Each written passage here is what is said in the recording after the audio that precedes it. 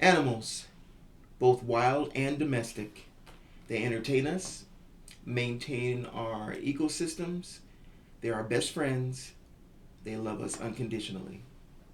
So, why do we hurt them? And more importantly, how can we stop hurting animals? This up next on Chopping It Up with Stacie Lamar.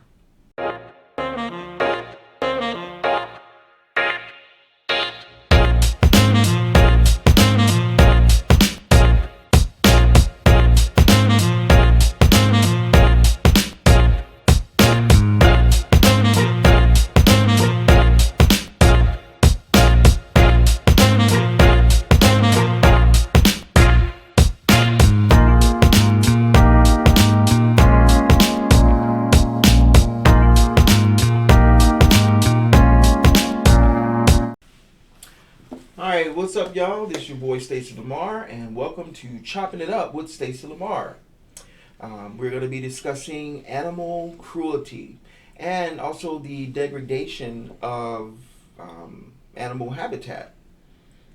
We are going to be discussing whether or not the laws that govern animal cruelty should be stricter, or are the current laws adequate? We're just not levying them against people who abuse the animals. Now, before we get started, I just want to thank everyone who has subscribed to the channel. Thank you so much. I really appreciate it. And for those of you who haven't, what are you waiting for? This is the place to be. All right, now, as always, I have a couple of friends with me here to help me discuss these things. And I'd like to give them a chance to introduce themselves. We're going to start with this young lady right here. Hello. My name is Christina. All right. And this gentleman right here. How you doing? My name is Christian. All right. Christina and Christian. All right. C and C. Okay. So we're gonna start with Christina. So what do you think? I mean, do you think the laws that govern animal cruelty are adequate, or should they be stricter? No, I think they're adequate. I think the problem comes in the enforcement. I was actually reading, and it's Trump actually signed the federal law making it a crime to hurt animals, any type of cruelty, and also on video. Mm-hmm. But is in real life, how is that going to translate? Because there's been state laws, but are people enforcing them? I don't feel like they are, except for a few standout cases that have been, but I don't really feel like they're being enforced, and there's some pretty bad stuff happening. So, yeah. Why do you think we're not enforcing them? Level of importance, maybe manpower. They don't have enough people to actually put focus on it. Mm-hmm. They have, I guess, what they would consider to be bigger things going on, bigger crimes. So it kind of gets pushed to the wayside, I feel like. Wow, yeah. Christian, what do you think? You think that the laws are adequate, or should they be harsher? Should they be stricter?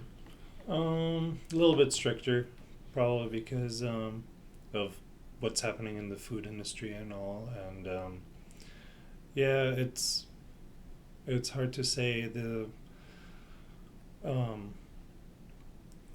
Like we were talking about a little bit, is like the animal cruelty towards other animals, seeing their mothers getting killed and stuff like that. It's what kind of effect it can have to the baby calf seeing that. Mm-hmm. Some people say it can be all like internal when people eat that meat, of that shock, all that stuff. It's really mind-boggling of what's going on behind the scenes. Yeah. Now, you touched on the fact that it is now a felony. If you are convicted, a federal felony. It's a federal felony. It's no longer a misdemeanor. So, like Christina said, the laws are there, but for some reason we're just not levying those punishments on the people who get convicted. Case in point, a couple of years back, There was it was in Coachella, as a matter of fact. The woman had the 7 puppies. Oh, yeah, the newborn puppies, and Uh-huh. she had them in a bag, and she threw them in a dumpster. Yep. Now, she would have walked away from that had it not been caught on surveillance camera. Yeah. Okay. Now, now, these are babies. Now they may be animals, quote unquote animals, but these are living, breathing, feeling mammals who were newborns, eyes still closed. Would have been nursing on their mom had she not scooped them up, put them in this bag, and then tossed them, threw them away like they were trash just because she didn't want them. Do we know what happened to her? I'm getting to that. Okay. Now, and that's another thing, like you said. Now, again, that for a lot of people, that was horrendous, myself included. That was horrendous. That was horrendous. But after the initial, okay, yes, look, she did this. But then it kind of got swept under the carpet. You're in the newspaper, like, okay, what happened to her? Like we have more important things to do. I couldn't find it. Yeah. I had to dig deep to find out Sure. what she was sentenced. I think she got 3 years probation, whatever 36 months is. I think that's 3 years. But she got probation, and she got 120 days in jail. Now, she didn't serve any jail time because she did it in like community service or something. So she took newborn babies, puppies, because her lawyer had the audacity to say that the puppies weren't people. That was her opening statement to her argument. The puppies aren't people. I was like, wow, I can't believe you even stood up and said that, So, anyway, so she did no jail time. The new law that they signed in is supposed to conclude a fine and a prison term of up to 7 years. So, like I said, the laws are there. But then when it comes down into the real world, at the end of the day, the jails were probably too full. They didn't want to, have her taking up space for somebody that they feel maybe needs to be there more than that, because level of importance. And so they let her out, or she doesn't do any time at all. And that's just not really right. Yeah. If there's a cat stuck in the tree, we call the fire department, come get it. Yeah. So, or, anything. So we have to take care of the animals. Yeah. They have, and everybody, has their opinion on Trump, during his tenure. But this one right here, man, that's is like, pretty good law there. Yeah, hey, if I had another thumb, you know what I mean? Hey, thank you, Mr. Trump. Right. The state, they have a chart that shows the states with the best animal cruelty laws, and then the middle, and then the ones that just totally suck. They are the worst. California, thank goodness, is one of the best. Yeah. And unfortunately, my home state, Georgia, because, that's where I'm from, the South and all, is in the worst category. So I'm kind of sad about that. But why do you think, Christian, why do you think that all states just don't, adopt one law governing this? And, how come the rest of the states don't, follow Mr. Trump here with, what he put together? Yeah. Because when I was doing the research for this, man, we do some horrendous things. There were these 2 guys, they stalked a female pit bull, I believe it was, and then threw her down the stairs. 2 flights of stairs. And then, obviously, they had to put her down because of her injuries, but why do that? Yeah, there should be that law, I think, so if an elderly person even gets abused and somebody steps in, there's a law set aside that you're able to help them defend themselves because they couldn't defend themselves because of age. So something like that, if somebody sees that, there's people beating up a dog, and you step in, then you should be basically immune for getting any sort of punishment, you know? Yeah. I So mean, how do you... I'm not sure why they don't do it all over the place, Yeah. you know, all nationally. So, Christina, why do you think people don't get involved? You know, like say I'm walking down the street and I see a dog or cat or, you know, whatever animal outside. It's, you know, 135 degrees, no water. You know, it looks like it hasn't eaten in years, but yet, I mean, you know, I feel bad, but I don't act on it. I don't call anyone. I don't knock on the person's door and go, you jerk, and kick him in the shin or anything. I just, oh my God, that's so horrible, and just keep going on my merry way. Why? How come people are so hesitant to get involved, do you think? I just think they probably don't want the conflict in their life, you know, because they're probably, the law, I don't really feel like supports you. You knocking on someone's door and saying, hey, here's a problem, that's could be creating a problem for you. Yeah. And maybe you don't want that in your life, you know? Maybe you don't, maybe it's just not what you want to do. That's what I think it is. So, It's easier just to go get a bowl and get some water and get some food and feed the cat and do it that way than deal with the actual person, because you don't know what you're going to be dealing with on the other side of that door, you know? Yeah. So what about just calling, you know, one of the numbers that are set up to help, you know, animals in that situation? So I get you don't want to go to the door because you never know. The guy could open the door and, you know, hit you in the head or, you know, something. But so why not just, you know, anonymously call one of the numbers that are, you know, provided to help animals in that situation? Because we don't even do that. Right. You know. Yeah. So that is mind-boggling to me as well. Christian, what's your take on that? Why do you think we don't get involved? I'm not sure. I mean, I have a lot of friends that do get involved even when they see a little puppy on the street and they take it and you know, bring it back to health or keep it and then find somebody. Actually, I did that too.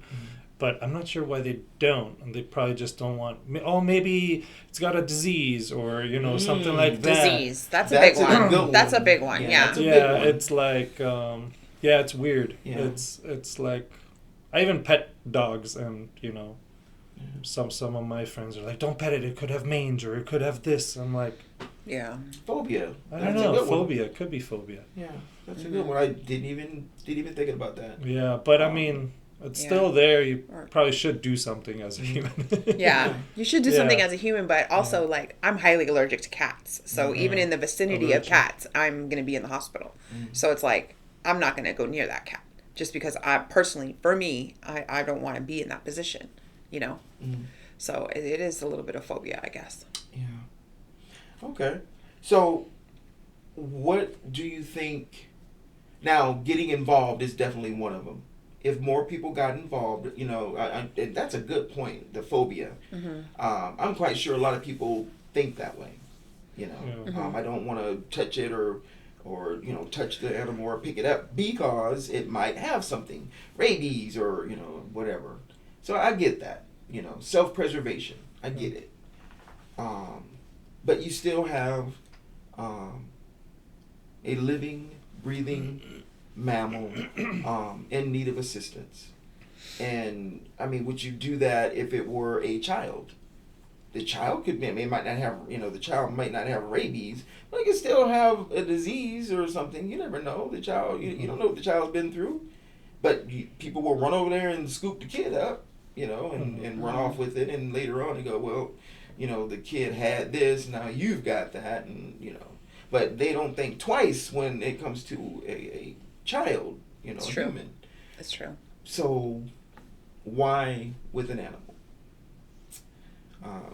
But anyway, so for me, I think the number one way to first stop this is to get involved. You don't have to, you know, physically confront anyone, but there are so many numbers that you can call, which I have listed in the description below. So guys, you know, if you want to check those out, you know, and have those handy, so when you see animals that are being abused, You can call, and then someone will come out and check out the situation.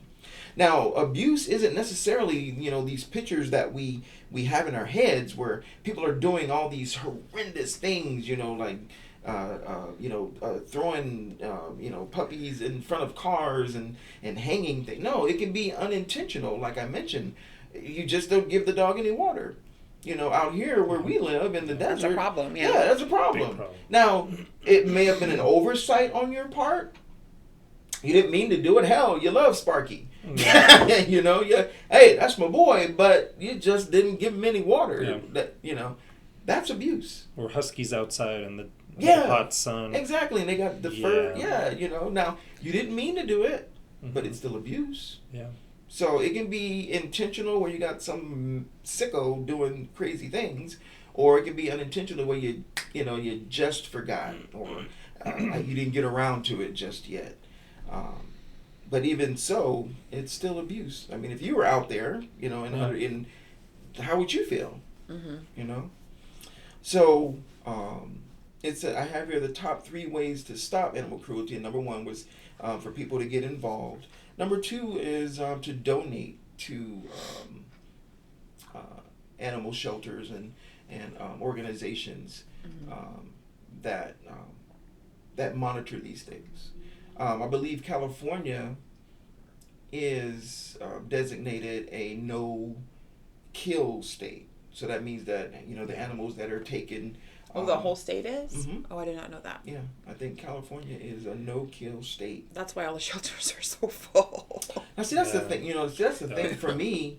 I believe that only designated breeders should be allowed to, let their pets breed.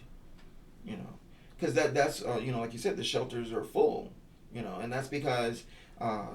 People aren't responsible when they let their dog, breed, or their cat, and then they go, oh no, we don't want any kittens or puppies, so they take them to the shelter, and sometimes they don't get adopted, and now, like you said, now you have a shelter full of puppies and kittens and older dogs and older kittens, but donations to those organizations, would help.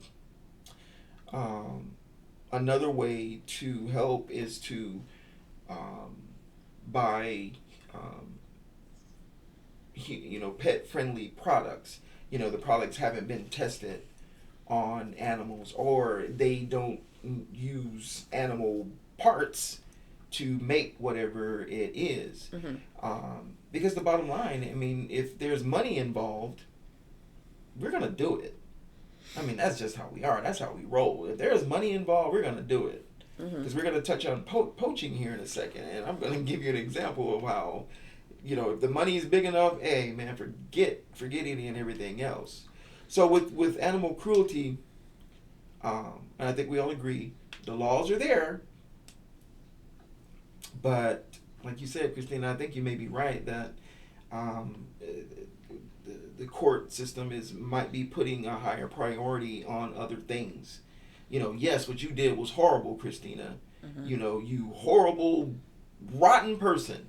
But I just don't have time. I don't have room for you. Yeah, I don't have over room here because we got murderers and we got exactly. I don't have time to deal with your little puppy situation. So here, there's 120 days for you and maybe a fine and okay, get out of my face, And then, like you said, murderers. And so that could be the case. That's a good point. But, I don't know. I still think, the court system should take the time to take that more seriously. I know it might not be high on the order list there, but it still should be taken a look at. But if people take a stand and say I'm not gonna buy that, then people will stop doing it. Because now you're hitting them where they hurt, in the pocket. That's what you have to do. You have to hit them in the pocket. And I think if more people stood up and did that, I think that would help as well. That was one of my main focuses is my money votes. Your dollar basically votes what happens to animals, eating vegetarian, vegan, and that's what I did, a year ago. Like, that's my focus, not kill any cows, animals, and just be vegan. Because I'm going to go to the grocery store and my money doesn't go towards the killing of the meat. It goes towards, veggies and all. Yeah. Well, if you got enough people to do that, then yeah, that would turn things around. Yeah, it would turn things around. Yeah. But see, trying to get people to do one thing is hard. Yeah, it's hard. You can't get us to come together for anything unless Especially if you're asking people to give up meat. Yeah. I mean, that is like, people are not trying. Many people are not trying to do that. Yeah. But then they say, "Oh, we were raising these animals to kill them to have meat." And I'm like, well, we're growing these trees to have paper to just dry our hands. Come on. But we always do it in excess. Yeah. We always do it in excess. If it takes one tree to make a couple of 100,000 paper towels, we're gonna wipe out the entire forest. So that we can make a plethora of paper towels. Instead of just taking one or two, we're gonna wipe out the entire forest. So with the animal cruelty, we agree that the laws are there. They're just not being levied. And the way to the main way to stop animal cruelty is just to get involved. And you can do it anonymously. You can call. Like I said, I have the links in the description with the numbers and what you can do to help, and you can just do it anonymously, anonymous tip. And then next thing you know, these little black cars are rolling up on the neighbor, and you're watching them being dragged out, and you're going, well, maybe not that. You don't want to do that because then you did it, so you don't want to do that. All right, so we're gonna move on to something else. We're gonna move on to poaching. Now, the example I wanted to give you guys about the money thing, in Africa, right? You can be punished with the death penalty for poaching. If you are convicted of well, I'm sorry. Let me clarify. It has to be an endangered species, like the white rhino, elephant, and whatever. Because everything's endangered now. Because like I said, we're killing everything off. But if you're convicted of this crime, you can be given the death penalty.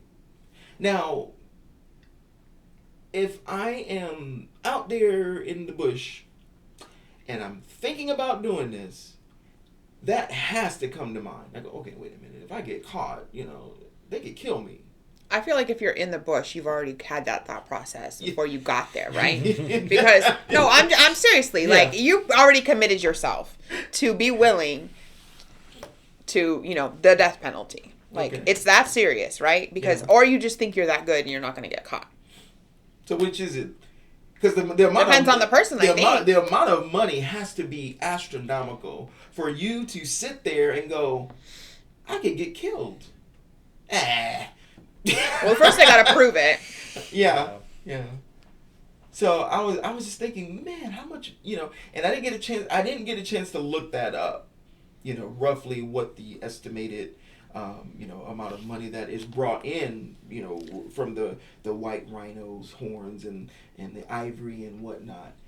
But it has to be a whole lot for you to just say, do a finger to the death penalty, Because that's an endangered species list, isn't it? Yeah. So that's pretty harsh, but people still do it. Now, just like we were saying with animal cruelty, the way to stop this, the poaching of these animals, is for people just not to buy it. Because the only reason why they're doing this is because there is a market for it. But if you alleviate the market, then they won't do it. So for the rhino, they're saying it's up to $60K a kilo. Let's see. Yeah. for the horns. $60,000. A kilo. What? I don't know how much does that come out to be. It's like 3 pounds. Yeah, or something. 3 pounds. Or so. Well, they probably, because I know they probably grind it up. So Yeah, so it's 60 grand a kilo. So that's pretty good money, I would say. That's like a now, little sugar. Bale a little sugar. Or yeah, the little sugar bag. Yeah, little sugar bags. Yeah. So okay, well, I guess the death penalty is, I don't have anything with rhino in my Is it? house. Like, why is it so worth so much money I know, for a yeah. horn? Like, I don't Well, get it. it says here, let me see. There's like, what product are they making? Rhino horns are used to make medicine. Hold on. Oh. Medicine in many Asian countries as our tiger bones. but we've come so far, and in our big brain, which separates from the animal, species, should be able to come up with an alternative to the rhino horns and the tiger bones. So most of these, you say that the death penalty, but if they don't get the death penalty, they can be fined up to, well, right here in South Africa, it's $671,000 is the cap of how much they can get fined. The average salary is only $17K, so that's a lot of money there. And then in Kenya, it's $200K if you get caught. So do you think it's so funny because every time we talk about something, it always loops back into money. Yeah. What? Yeah. It always loops back into money. Yeah. My question was I was gonna ask you guys, do you think and you said the average salary was $17,000 a year? A year. Wow. Okay. So do you think if they had a better better wages that it would deter them from doing So that? elephant ivory can sell for $1,500 per pound, and one set of tusks can weigh up to 250 pounds. Wow. Meaning the death of one elephant can earn $375,000. Now, see, elephants, that's a whole nother story, and what you were talking about. But hold on, the poacher themselves only make 1%. So where does that money go? Yeah, there you go. I have no idea. For $4,000, you're gonna make that risk. That's pretty. That's serious. Yeah. The death penalty for $4,000. Yeah, that seems like. But then again, there's got to be a better way. They're only making $17,000 a year. Yeah, but they should know that $4,000 isn't going to get them that far. Yeah. Well, it depends on how many tests they. That's true. Now, back to what you were saying. Elephants don't mate every year. It's not like they have a baby every year or every 2 years. It takes a while for them to, do their thing. So, when I was doing my research, I saw this film where the calf, the little elephant, watched its mother, shot or killed, and it was. Hold on. It was really, really sad and touching to watch that interaction between that calf and that mother. After the mother was already passed? Well, she was dying. And the calf kept trying to move toward her, but the mother kept pushing the calf away, like, get out of here. Mm-hmm. Oh my gosh. Yeah. Like, you don't need to see this. Well, not just that, but the poachers were there. Yeah. Oh. That too. And they could have been Don't next. get killed. Yeah. and so they got the tusk. I mean, not the tusk, but the trunk, and was and then the calf kept trying to. Yeah. And that was, but to do that just for money, Yeah. is I can understand if there was a necessity for it. Like in the Eskimos, they kill the whale, but you got you got the oil, and then you got they make clothes out of it. It's food. It's this, and man, that's a necessity for them. But just to do it for money, they don't do anything with the elephant meat or anything. They just rip the tusks out and leave the carcass there. Now, granted, you know, the jackals and the whatever else can come by and get Circle of life. And, get a free meal, but that whole interaction was just, I was like, you know, I don't drink, you know, alcohol or alcoholic beverages, but girl, and that moment, I was like, that was. Well, they say that if we saw the way that they treated the cows and the chickens and stuff here in the United States, that it would make us think twice about eating meat. Yeah, well, that's what Christians I was wondering if there's different laws for corporate killings than, you know, what we're talking about, just like everyday people saving animals. Mm-hmm. There probably is. Yeah, but again, shouldn't be.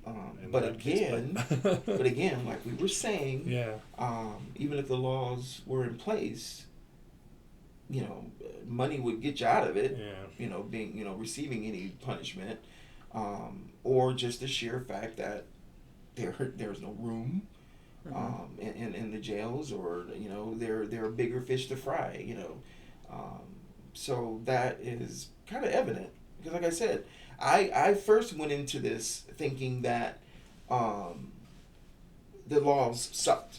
Mm-hmm. There were no laws, you know. That was my thing. Man, you got to be kidding me. That was my first mind. But then after researching it and looking into it, no, the laws are there. Mm-hmm. The laws are there are there for poaching. The laws are there for animal cruelty. We're just not enforcing them. And why that is, I have no idea. Guys, I want to know what you think. How can we help stop, you know, poaching and the killing of these wonderful creatures? Because again, we are more like them than you care to think. And the research that I've done here, it comes down to the fact that we just have a bigger brain, which gives us superiority over you know, the creatures of the earth. That's really the only difference. Maybe opposable thumbs, but everything else, the social skills, problem solving and whatnot, we're just like them. And so for us to treat them the way that we do just boggles my mind. I just don't understand why we would do that. And then to entirely wipe out a species for money. After they're gone, then what? But I want to know what you guys think. Please let me know. Hit me up in the comments and let me know what you think can be done to stop cruelty to animals. And like I said, I've compiled a few links for you to look at. There are numbers in there that you can call if you see an animal being abused. Get involved. Get off the sidelines. Get off the bench and get involved. I'm Stacie Lamar. This is Chopping It Up. And if you like the content on the channel, please hit that like and subscribe button, and most definitely hit the notification bell so you know when the next episode drops.